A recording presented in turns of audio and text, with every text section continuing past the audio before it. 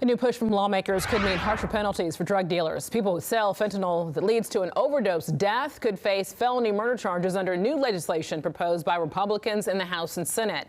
So this bill would also allow anyone convicted of the charge to be sentenced to life in prison or the death penalty. So this comes as law enforcement agencies across the country continue to combat the drug epidemic in America.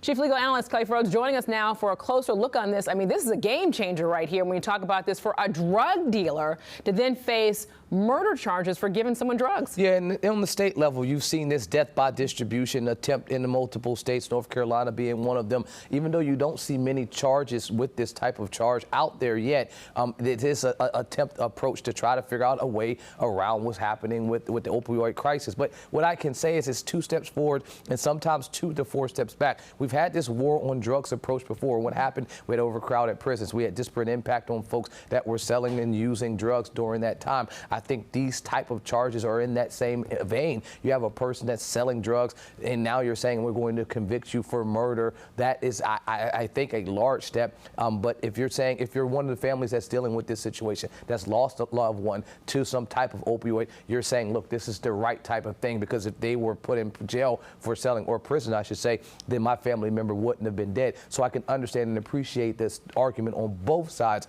But I do say this is, if we're saying that we're walking away from the war on drugs, and so we're more treating it like it's a health crisis, and a crisis that can be treated with treatment as opposed with harsher punishment. This is not the answer.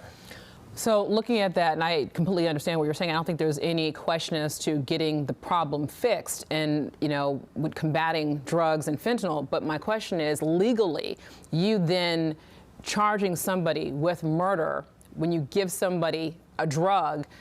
Take us and walk us through that part of it. I mean, it's just like any type for that. There's precedent from just any type of felony murder charge. And so the best scenario, and this is a law school type of example, if me and you go into a bar to rob the bar, and in the process of robbing the bar, we shoot the bartender and the bartender dies. Well, we were all going in there to commit a felony. We were trying to commit robbery, and now at the same time we've killed someone. Right. So now felony murder would take place. Even if I didn't pull the trigger and you pulled the trigger, they can charge me, and oftentimes do, with felony murder, because in the commission of a felony, I committed a murder. Well, the drug is the same exact way. I'm selling a drug, and if the quantity is up the is a level that's higher than the felony level that would be for whatever specific drug, if we're not talking about marijuana, but if it's something like some opioid, then it's easy. Those lower level amounts would be a felony automatically. So now you're in the commission of selling a drug that is a felony. Now we're going to tack it on and make it a felony murder. So from a legal law school perspective, the avenue to get from the hand-to-hand selling of the drug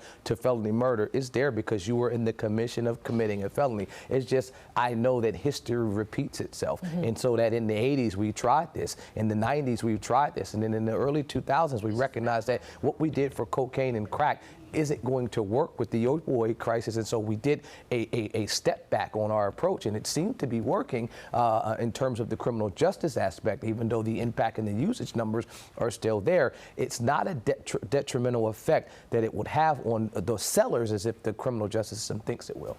It's very interesting. Khalif, do you think that this is going to have bipartisan support? I think so. This is like, I think the opioid crisis is like cancer, Yeah. It affects and touches everyone that you know. You can't walk into a room without seeing someone that has been affected by it. It touches the rich and the poor, the well-off and the not so well-off. And in those type of scenarios, that's when you can find bipartisan support. Khalif Rhodes, we appreciate your insight.